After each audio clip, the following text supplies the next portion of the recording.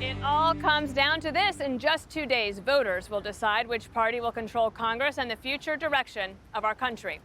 Democrats making a last-ditch effort to stop a potential red wave.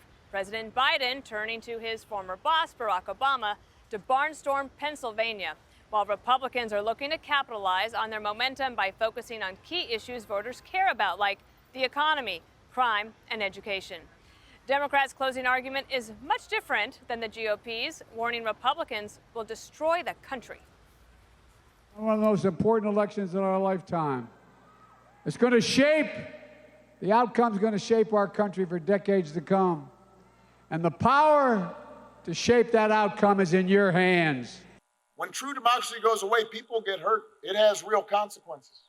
This is not an abstraction. Governments start telling you what books you can read and which ones you can't. Dissidents start getting locked up. Reporters start getting locked up if they're not towing the party line. Corruption reigns because there's no accountability. Despite all of the dire warnings, President Biden seems to think his party will defy history on Tuesday. We're going to win this time around, I think. I feel really good about our chances. I haven't been in all the House races, but I think we're going to keep the Senate and pick up a seat. I think we have a chance of winning the House. I don't think we're going to not win, keeping the House. So I'm optimistic. I really am.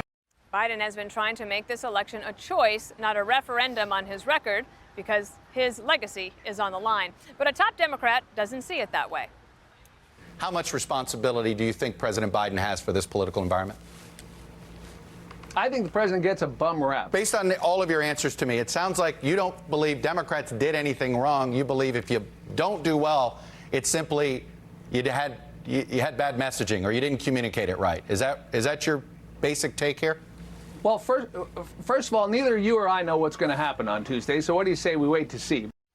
Well, what is showing up a little bit, let's look at the Washington Post, ABC Washington Post poll today, Jesse, is that the Republicans have the edge on turnout and economy is the issue. Yeah, that doesn't surprise me. I didn't need the poll to tell me that. I know Barack Obama well. Oh, okay. I've never met him, actually, but I know him very well. And he was embarrassed yesterday by having to campaign for John Fetterman. There's something called dignity, and he lost a little dignity yesterday. He had already scheduled this campaign event for Fetterman, and then he saw the debate that we all saw for a whole hour. And my sources inside Barack Obama's world are telling me he wanted to cancel that debate because you don't want to go there and campaign for a guy after a performance like that. But it would have been worse if he had canceled after that debate. So he goes there, and Fetterman looks like he hasn't washed. He's made his entire career out of emptying the prisons, and he gets there and he can't talk. And he says, I support the demise of Roe v. Wade. And you can see Barack Obama just going like this off the stage, like, oh, my God, what is this guy saying? So they do this on a Saturday in Philadelphia. Philadelphia is 1.5 million population. And they get out there and they do 5,000 people at the venue, and the venue holds 10,000. So they're half capacity. And this is Barack Obama, this is Joe Biden, this is Fetterman, and they can only crack 5. Trump and Oz do 17,000 in Latrobe, Pennsylvania. You know Latrobe, Pennsylvania. Yeah, that's about population 6,000. So they double the town's population, and that's during the Phillies game at 8 o'clock in the World Series. So that'll tell you a lot about the energy. And then Barack Obama comes out and says that dissidents are going to be locked up.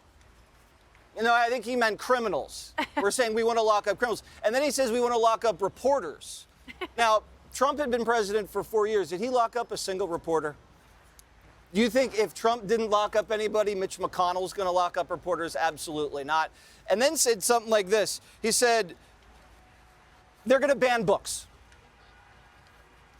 Now, I think we're going to ban the books that talk about graphic sex that they have in middle school libraries. Those are the only books that are being banned. And if that's his message during a crime crisis and an economic crisis, he's going to get crushed. But this race in Pennsylvania is neck and neck, so to speak, right, Harold? What are your sources inside the Obama team saying? Where am I looking? I don't know where I'm supposed to be looking, but I think Jesse makes a good point about the crowd size and those things. But whatever the case, this race is a dead heat. And the performance of Mr. Fetterman during that debate, I think that many of us wanted him to do better. But he's had a stroke, and I think we'll get a chance to see what voters, if voters give him the benefit of the doubt there. I think two things. One, we don't know yet what's going to happen in the Senate. I think the House is likely to go Republican, maybe by as many as 20 to 25 seats. And right here in New York, you have some close races, which I think Bill was on the other day saying Virginia is where we have to watch early, and we should. I don't think we shouldn't allow ourselves to be distorted if the numbers for the House jump up early, because the Senate is its own set of contests. Two, Democrats and Republicans, I hope the right lessons are taken from whomever wins. I hope the Democrats win. You may disagree with me, but I can live with the outcome. What'll be hard to live with is if Republicans take the wrong lessons and Democrats take the wrong lessons. What needs to be acted on right away is energy security, crime, education. Republicans ought to give voters a sense of security around reproductive rights. And we've got to work our hardest and try our hardest to secure our border. If we do that, and if the sides are willing to work together there, the country will win. But if both sides take the wrong message from it, be it whoever wins and whomever loses, it'll be another 2 years of disrepair. It's hard to work together when you've you've been called a Nazi all campaign. But the Republicans do the same to Democrats. We've got to figure out a way to No, we're pause much this. nicer. No. Well, you can say that, but the reality is what the reality is. We don't call you. Yesterday at the Democrats event, they said that Republicans will set our country back 50 years. We are setting 40-year records when it comes to inflation. Well, there's no question about it. You know, the Biden and Obama coming out and all these statements that they're making are so rich in terms of the irony. You know, when Obama starts talking about reporters getting locked up if they're not towing the party line. Well, I pulled out a few articles from Obama's war on journalists when he was president. Holder accused of misleading Congress over the investigation of journalists. The FBI is spying on journalists. You remember all that a few years ago? That's rich. And I'll tell you what else was rich and what Obama was saying. He was saying corruption reigns because there's no accountability with Republicans. Hello, what do you think happened with the FBI, the FISA warrant, the false dossier, and all of the re-upping of that? That had to do with corruption. Look, Americans have had 2 years of Joe Biden. They can't take another day of this. You can talk till you're blue in the face. Americans have to buy food, gas. They're not looking forward to paying for their energy. And then when Biden comes along, or Sean Patrick Maloney in the 17th in New York, the head of the DCCC comes out and says Biden is fixing our roads and bringing back jobs from China. Are you kidding? He's shutting down coal plants in the United States, Dana, and they're building them up in China so we can buy oil from China. I mean, Americans are too smart for this nonsense. And the fact that Joe Biden's not the closer and Obama is, that's telling.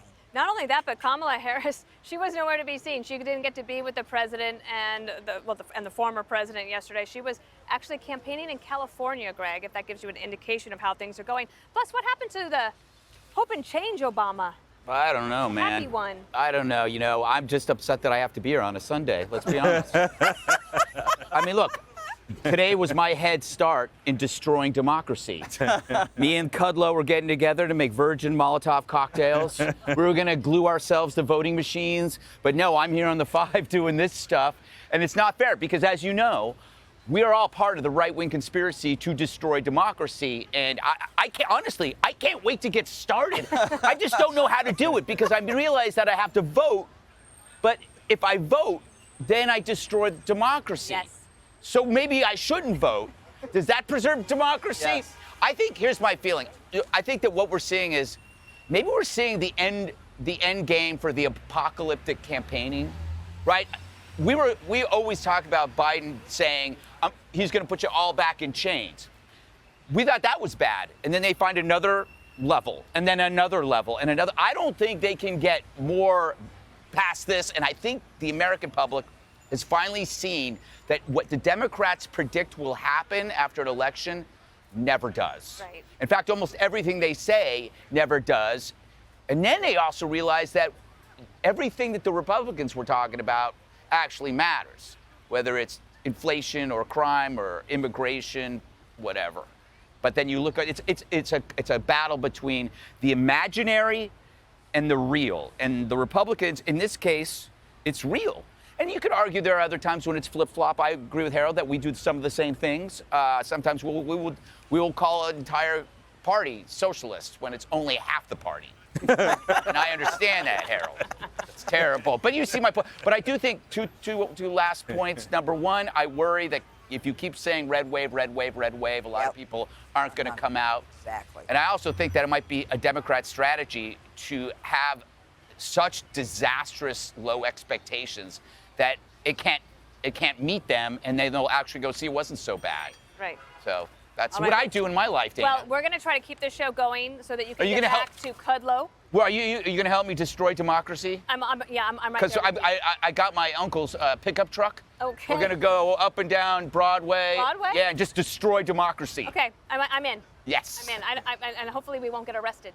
Oh, man. I love getting... Unlikely. At least we'll get out the next day. All right. Hey, Sean Hannity here. Hey, click here to subscribe to Fox News YouTube page and catch our hottest interviews and most compelling analysis. You will not get it anywhere else.